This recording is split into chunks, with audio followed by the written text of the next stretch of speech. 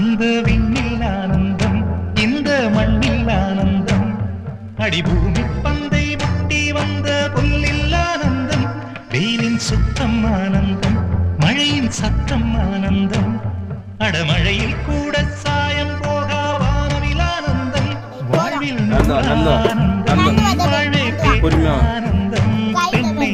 அறையெழுதும் சுயஜரிதம், அதில் அன்பே ஆனந்தம், ஆனந்தம், பச்சை கிளிகள் தோழு